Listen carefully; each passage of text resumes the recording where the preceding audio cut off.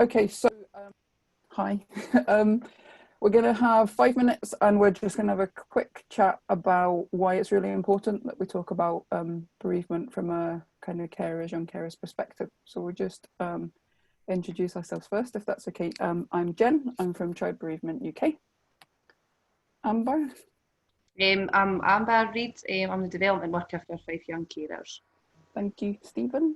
I'm Stephen. I was a young carer from the age of about 12, 13 up until 17, 18. I was supported by Fife Young Carers and I lost my mum due to cancer and a stroke. Okay, thank you for introducing yourself. So let's just think about for a minute, why is it really important? Why is this question about being heard as a young carer when somebody dies an important thing that we talk about, do you think? I think that's for you, Stephen. I think being supported, it's such a huge process and part of your life being a young carer. So it involves the smallest tasks during a day, for just making someone's lunch, to the highest level of personal care, and you're so involved with that person. So you know their every needs, you know what they need inside out, kind of thing. And your routine is their routine. So everything you do, whether you're at school, which was in my case, I dropped into 2 classes at school to be able to run back home and do a lot of personal care. So on that level, you do need support from everyone else around you, especially then when it does become harder times and things do go wrong and maybe someone's in hospital and unfortunately you lose them. That's the time you need support the most. Okay, cool, thanks. And so when somebody dies, what do you think are the particular things that are really difficult being a carer or a young carer?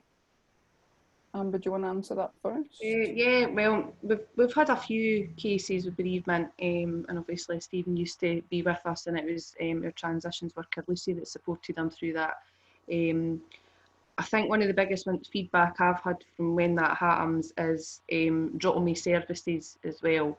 So there's a lot of services in the if it's terminal, and they know that's going to happen, sort of thing. Eventually, there's a load of services, and they run up to it. When it happens and after it, there's a lot of these services as well, and that's a big loss because there is a support network there. We keep on, we've got sort of a leeway of 6 months after a bereavement, and we do all the bereavements with that before. And obviously if they've still got a caring role with another adult or other sibling, they would stay with Fife Young Carers, but if that was their main carer, I think the loss of services would be a big one as well. And also the loss of routine, as Stephen's already explained, and the responsibility. Who now do I worry about? Who now do I...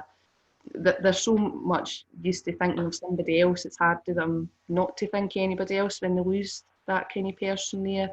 And it leaves them lost, as well as all the grief and that they're going through, but the loss of routine and all of that responsibility, I think, is a major one as well. Yeah, so loss of routine, loss of responsibility, loss of service, but along with that, the kind of support system that you've had and you've known all along, for sure. So there's loads of things, isn't there, like secondary losses when somebody important dies that you then have to think about. We've probably just got a couple of minutes left, Stephen. I wonder if you could answer this from your perspective. What do you think, for just people out there that are supporting people who are carers or young carers, and somebody experiences a bereavement, what do you think the most important thing that those people could know about or to do to be able to be the most supportive that they could be? I think just listening to the young person, especially, like, there's so many mixed emotions and thoughts and feelings going through someone's head at that point. And it could be angry, it could be sad, it could be happy, it could be remembering all the memories. And I think there's no set way to deal with bereavement. So some people might bottle up and not talk at all, but just knowing that someone's there, and also the opposite of someone just talks and talks and talks about all these experiences, and that's okay. But being felt that you're being listened to, and that the slightest thing that worries you, that could be really small or it could be really big, anything, just know someone's actually there to support you, and just say, it's okay, how do you think we should go about this? So giving you kind of, like expertise in your own life? Yeah, just feeling like someone's there for you in any way possible, whether it's listening just to you talk about the happy memories that you had, or if you have genuine concerns about living situation, what do you do next? Like feeling that you now don't know what to do, because young carers are generally quite selfless and they care more about other people than themselves, and that's shown by the role they're put into, which isn't a choice, it just happens. So it's then, well, what do I focus on now? Because a lot of the time their lives are potentially put on hold as young people to take on a different role. So now having your own life back is a very strange transition as well. And it's something that's quite difficult to deal with. Yeah, for sure. Amber, anything you would add to that Stephen said about what would be useful for people out there that are supporting young carers? I think he's put it quite eloquently, especially for like the feedback that we've had, not just for yourself, Stephen, for other young carers that have been through that sort of thing as well.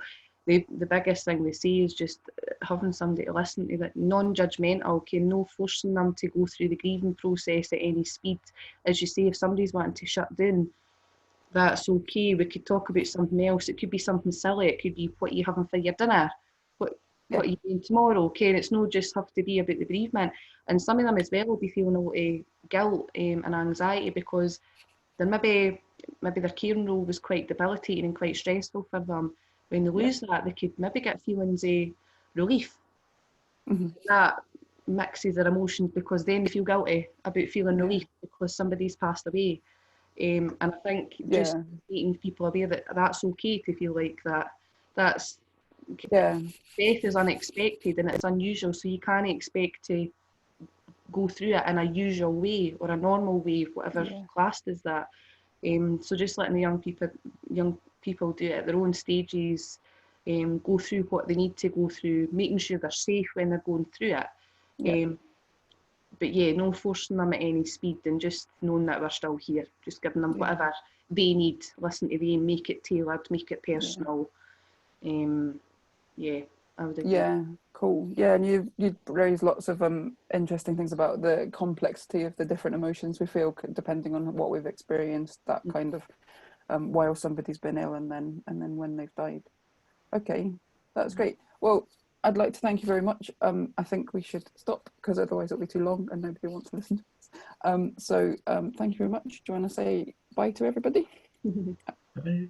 Bye.